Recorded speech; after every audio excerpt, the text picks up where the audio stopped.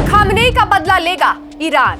Israeli हमले के बाद ईरान ने बदली अपनी रणनीति। ईरान ने सक्रिय की मोज़ेक रक्षा प्रणाली।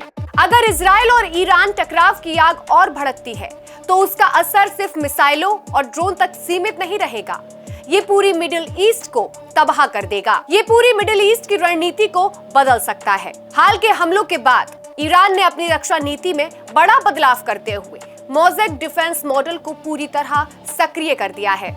ये मॉडल खास तौर पर ऐसे हालात में तैयार किया गया था जब दुश्मन से देश को खतरा बढ़ता नजर आए।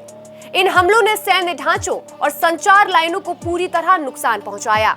युद्ध ने संपर्क व्यवस्था को भी बाधित कर दिया और वहीं वरिष्ठ नेताओं पर भी अब खतरा मंडराने लगा है। ऐसे में ईरान ने तय किया है कि अब युद्ध का संचालन एक जगह से नहीं बल्कि कई हिस्सों से होगा। ईरान के विदेश मंत्री ने 1 मार्च को दावा किया कि अब लड़ाई कब और कैसे खत्म होगी ये फैसला ईरान करेगा और किसी एक केंद्र को निशाना बनाकर पूरे सिस्टम को ठप नहीं किया जा सकेगा। अब सवाल ये है कि मोज़ेक डिफेंस है क्या? आसान शब्दों में समझे तो ईरान ने अपनी रेवोल्यूशनरी गार्ड यानी इस्लामिक रेवोल्यूशनरी गार्ड कॉर्प्स को 31 हिस्सों में बांट दिया है, एक तेहरान के लिए और 30 अलग अलग प्रांतों के लिए।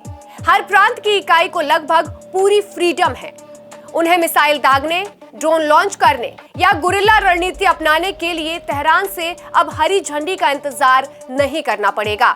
अगर किसी एक जगह पर हमला होता है तो सेंट्रल कमांड से संपर्क टूट भी जाए तो बाकी इकाइयां अपने अपने स्तर पर लड़ाई जारी रख सकती हैं। पहाड़, रेगिस्तान और समुद्री तट सब युद्ध क्षेत्र में बदल सकते हैं। इसे गहन रक्षा कहा जाता है, जिसमें दुश्मन को एक बड़े निर्णायक युद्ध की बजाय छोटे छोटे मोर्चों पर लगातार उलझाकर थकाया जा सके। पुराने ढांचे में लगातार आदेश तेहरान से जारी होते थे, मगर सेंट्रल सिस्टम पर बड़ा हमला हो जाता तो पूरी मशीनरी प्रभावित हो सकती थी। नए मॉडल में ऐसा नहीं है।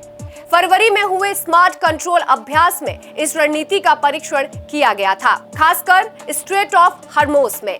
तेज रफ्तार नौकाओं की तैनाती, इलेक्ट्रॉनिक तरीकों से निगरानी प्रणाली को भ्रमित करना और बिना केंद्रीय मंजूरी के आदेश लागू करना, इन सब का अभ्यास किया गया। ईरान का दावा है कि अब उसकी 1,90,000 से ज्यादा सैनिक और रिजर्व बल इस नए ढांचे के अंदर तैनात है। इस रणनीति के पीछे असली मकसद क्या है?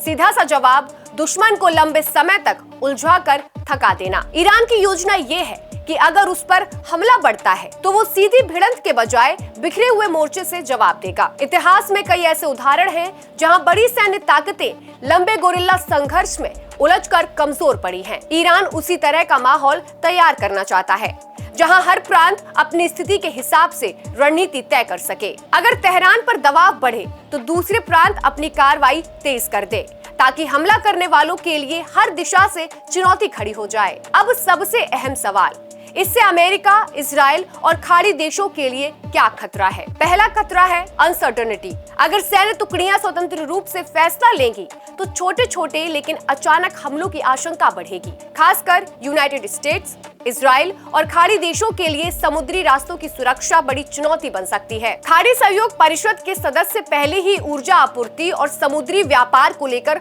सतर्क रहते हैं, मगर स्ट्रेट ऑफ हॉर्मुज़ में अस्थिरता बढ़ती है तो वैश्विक तेल आपूर्ति पर असर पड़ सकता है। कुल मिलाकर ईरान का ये मोज़ेक डिफेंस मॉडल एक ऐसा कॉम्प्लेक्स स्ट्रक्चर है जो एक जगह से टूटने की बजाय कई हिस्सों से लड़ने की क्षमता रखता है, क्योंकि जब फैसले अलग अलग मोर्चे से होंगे तो टकराव की आग और तेजी के साथ फैल सकती है। दुनिया की नजर अब इस पर है कि क्या ये रणनीति सच में ईरान को मजबूती देगी या फिर बिखरे हुए फैसले हालात को और विस्फोटक बना देंगे। आने वाले दिन ये तय करेंगे कि मोज़ेक एक मजबूत ढाल साबित होगा या फिर पूरे क्षेत्र को एक और बड़े संकट की ओर धकेल देगा। फिलहाल के इस वीडियो में इतना ही। ऐसी ही तमाम वीडियो देखने के लिए जुड़े रहिए प्राइम न्यूज के डिजिटल प्लेटफॉर्म के साथ। नमस्कार।